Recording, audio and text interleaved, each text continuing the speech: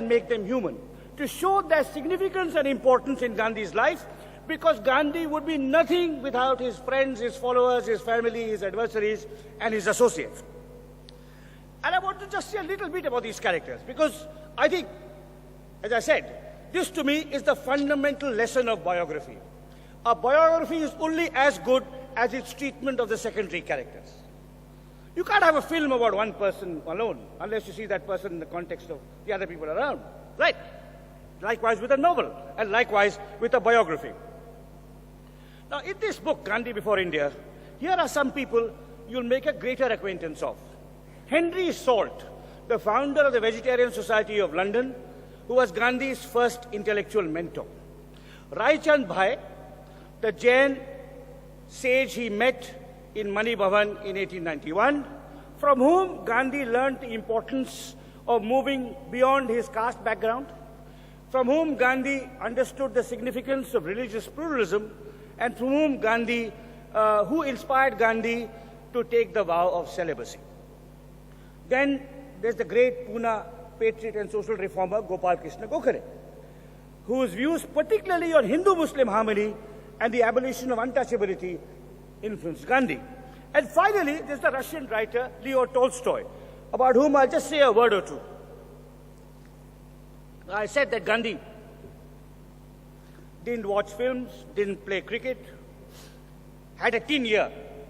And it's entirely in keeping with the unaesthetic Gandhi that, so far as I can tell, Gandhi never read War and Peace or Anna Karenina. So he knew nothing about Tolstoy the novelist, but he knew everything about Tolstoy the social reformer and propagandist. He had read and reread every one of Tolstoy's religious and philosophical tracts. A book that made a great impression on him was called The Kingdom of God is Within You. The kingdom of God is within you, which is a phrase from the Bible. Jesus says, the kingdom of God is within you, which means your path to God is not determined by the bishop or the mullah or the Shankaracharya. You find it yourself.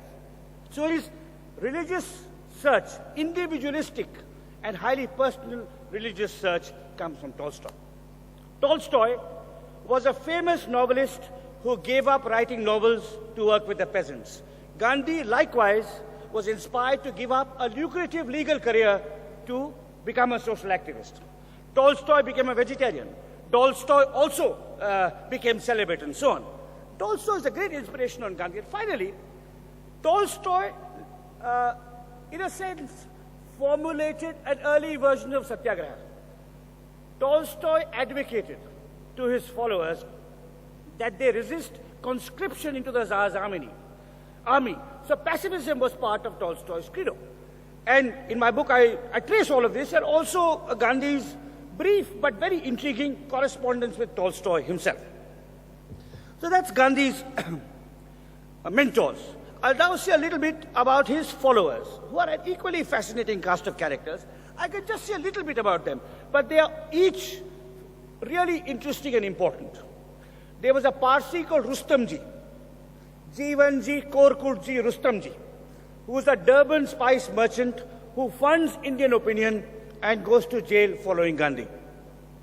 There's a Baptist priest called Joseph Toke, in whose home Gandhi recovers after an assassination attempt on his life, and who becomes a close personal friend and later Gandhi's first biographer.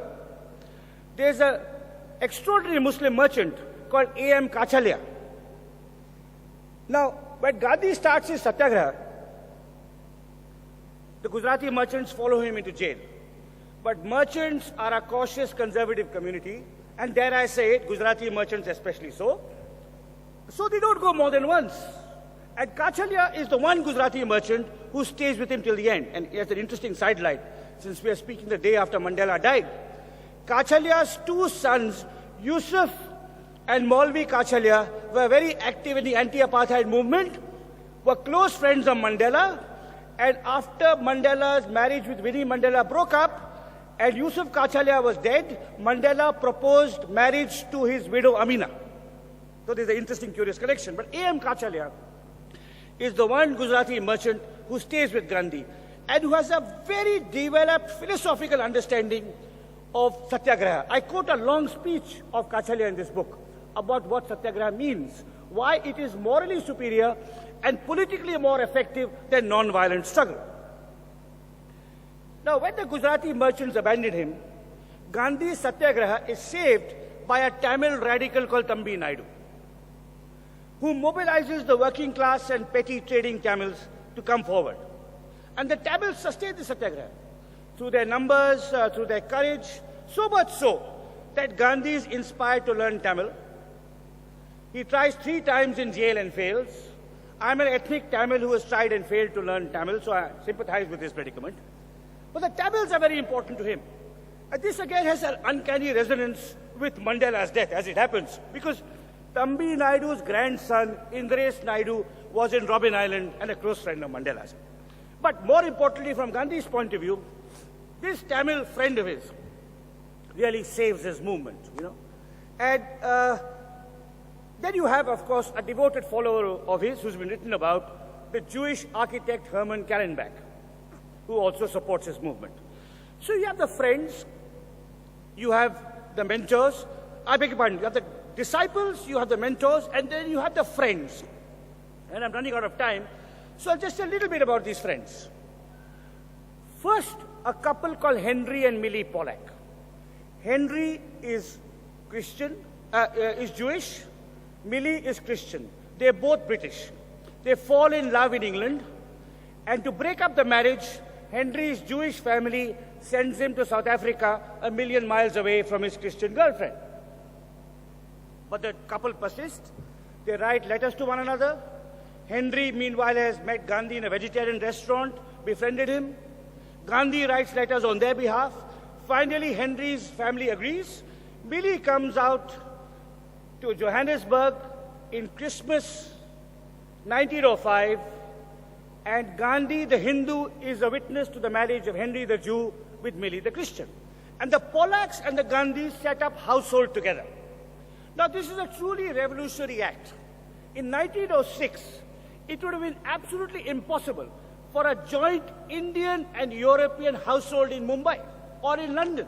But in Johannesburg, the most racist city in the most racist country in the world, you have this interracial household. And if you see what Henry and Millie are writing about their life together, it's a life of joy, comradeship, struggle, and fierce argument. Millie is a feminist, and Gandhi is a hidebound Hindu patriarch. And Millie, it's through arguments with Millie that Gandhi sheds some of his prejudices. And it's by watching Millie argue with Gandhi that Kasturba herself is inspired to be more assertive in her dealings with her husband. Then you have a last friend I'm just going to briefly mention, Pranjivan Mehta. Now, in my book, I argue that Pranjivan Mehta is the Engels to Gandhi's Marx. He is his friend, patron, and closest friend. His friend, patron, and first person to recognize his precocious genius. Pranjivan is a doctor who joins the family's jewelry business and moves to Rangoon. From Rangoon, he sustains a steady correspondence with his friend, whom he's met in London. He visits Gandhi in Durban. Gandhi visits him in Rangoon. It's Pranjivan who funds Indian Opinion, who underwrites the writing of Doak's biography, who sends scholarships for Gandhi's associates to study in London. And it's also Pranjivan who first calls Gandhi the Mahatma. Like Engels and Marx, Pranjivan recognizes well before anyone else that his friend is going to be a world-transforming figure. When Marx published Das Kapital, Engels wrote 9 reviews under 6 pseudonyms of his friend's book. That's one kind of devotion, and Pranjivan was equal to that. He funded Gandhi, he underwrote the publication of the biography. He wrote to Gokhale, Gandhi's mentor, that Gandhi is a Mahatma, that if he had been alive in the 18th century, India would not have been colonized by the British. And it's Pranjivan, along with the Pollacks and the Kallenbachs and the Thambi Naidus, who consolidates Gandhi's confidence in his leadership abilities. Pranjivan is telling Gandhi from 1904, enough, go back to India. History has preordained you to lead our country to freedom.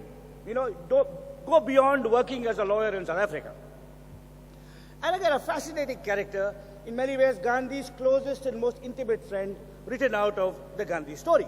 Now, there's also the family. My book has a great deal about Gandhi's real failures in South Africa, which are to do with his wife, Kasturba, and more significantly, his sons Harilal and Manilal. The relationship with Harilal and Manilal, a relationship with both these sons, which I describe on the basis of letters written by Gandhi and by the children, is a tormented and anguished one. Harilal is broken by it. Gandhi imposes his own views and ideals on his adolescent children. When Harilal is 18, he wants to be a lawyer just as his father had.